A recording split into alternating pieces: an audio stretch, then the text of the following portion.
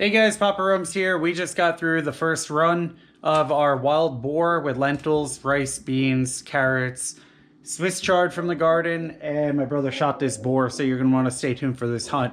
But what better way when food prices are going through the roof? Freeze-dried food is through the roof. Get your own, make your own. This is about $400 worth on my first run, and we shot it and we grew it. You can't get better than that. 25-year shelf life. Got a little bit of investment here. I have a large freeze dryer from Harvest Right. I'll have the link below. We have a lot of awesome hunts to come too. I don't know if it's gonna come on my channel or we're gonna put it on another channel. I'll let you guys know where that's gonna be coming up. Yeah, we got a catch and cook here of wild boar, and we're gonna do the freeze drying process instead of eating all of it. It's gonna be awesome. Don't forget to subscribe, guys. Hope all is well. Take care. Happy New Year.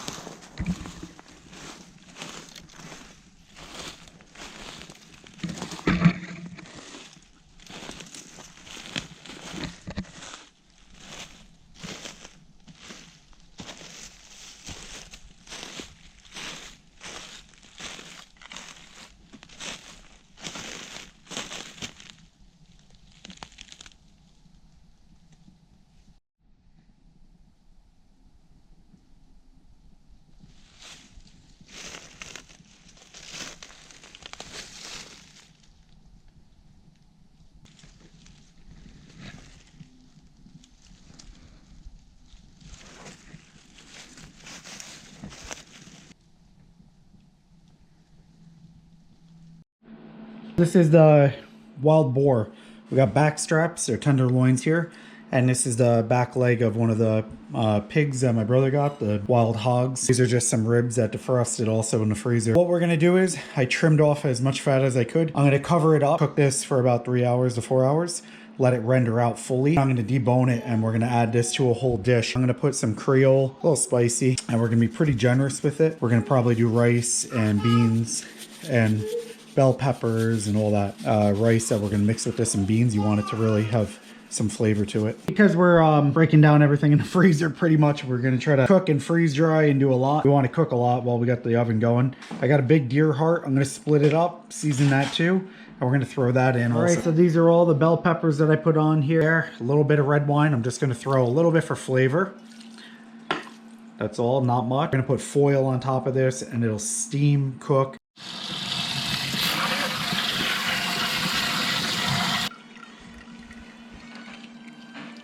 We have all the beans. What you want to do is, if they're dry, you want to boil them for 2 minutes to 3 minutes. Shut it down, leave them an hour. I left them a little longer and they're going to swell up. Like beans? Anyway, so now I'm going to let them cool a bit because I got other stuff I got to take care of. I'm going to make a lot of rice. We're going to add that to the mix. 4 hours. So I just tried a piece of that wild pork. Oh my gosh, is it good. I got some tang on this. This is spicy with that, the way I coated it, but man, it's spicy. Nice. That's perfect. My wife made some venison chili, which is amazing. Just tried that. Got 4 cups of rice, which is a lot. It's a big wok. Filled that up with rice. I'm gonna let that settle.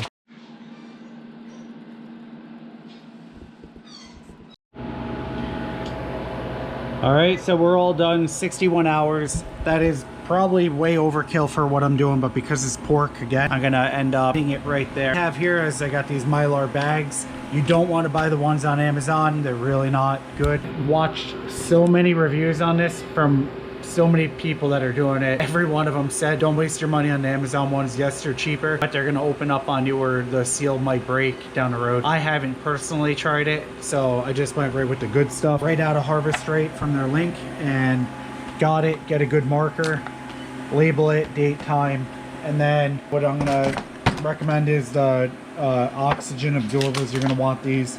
You drop a pack in there, put the food in, push all the air out, have the oxygen absorber in, and then seal it with, again, one of the sealers here. And I use that sealer even for things like vacuum sealing. It's the same kind of sealer band that they use here. So what I do is, because when you go to vacuum seal, you put it in, it's got to run the pump almost to get the seal going. I just shove it in this real quick, clink, 2 seconds, it seals it, and then I put the food in and I put it through my vacuum sealer and it runs no issue, and I like doing that. I also use this sealer and oxygen absorbers for like bullets. If I'm going camping and you want to seal something up, throw that, bring the oxygen absorber. And what's cool is once you open this pack, you could re-seal it with the oxygen absorber here. See the band here? It's hard to tell probably, but there's a band right here. You just cut it right below the band, use what you want, and then re-seal it up and it'll keep storing. So that's another little tip. And then a scale. I use the post office scale I bought. I like that, works well. And now you could evenly disperse your food if you don't have a sectional cutter, which I don't have yet, into a section so you know how much weight.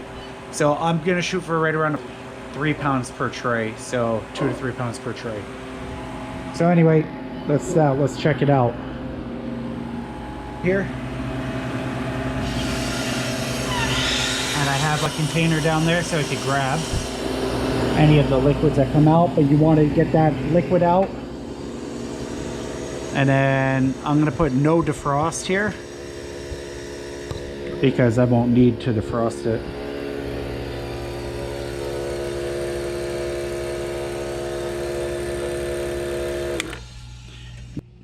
The vacuum is out of it. You can open it up. We're gonna be quick about it. You don't want to do this. Okay, so you want to be fast about this process because you don't want oxygen and humidity getting into it. But if you take it, see how it's crumbling apart? See that? That's what I'm looking for. That's perfect. That's even over, and that's fine by me. I'm doing pork. I want to make sure this was done right. So I'm gonna get it into some bags quick and be done. Got an oxygen absorber. That's gonna go into the bag, the Mylar bag. And then we're gonna just run this right in, 4.8. We're gonna wanna be in that ballpark.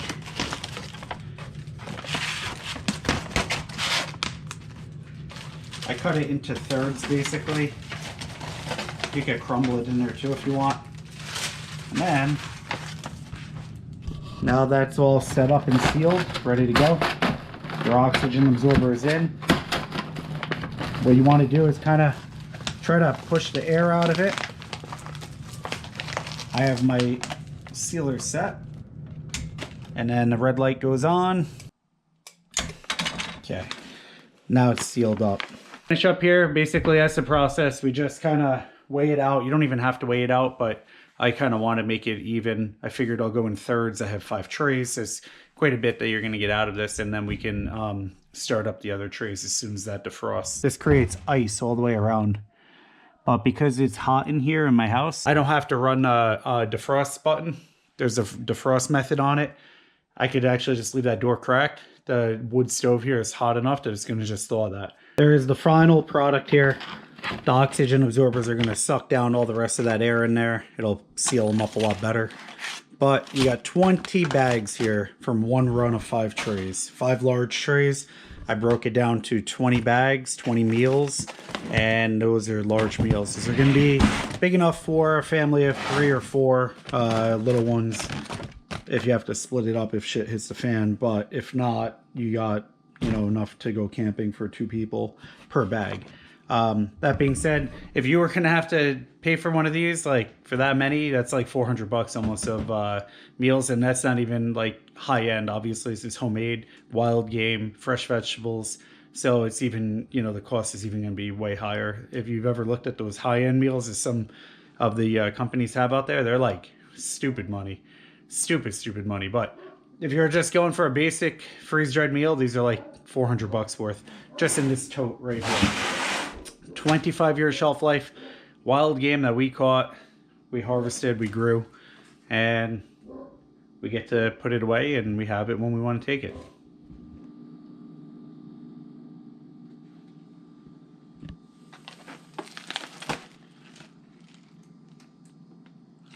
Hope you guys liked that video. That's how we ended up making some wild game, but we're going to be doing it with a lot more like fish and venison, moose, hopefully coming up this year. So I do appreciate you following. I do appreciate you watching. If you want to support my channel, check out the link below and you can purchase stuff. Again, I use stuff like this here for backpacking, and I use the oxygen absorbers. I use this sealer here specifically for things like my muzzleloader powder, anything that, you know, fire starter kits, because you could really cut it down to a narrow bag and just have waterproof sealed bags for emergency med kits. You can do a lot with it. So check it out if you want, if you're interested, the link below, and I appreciate it.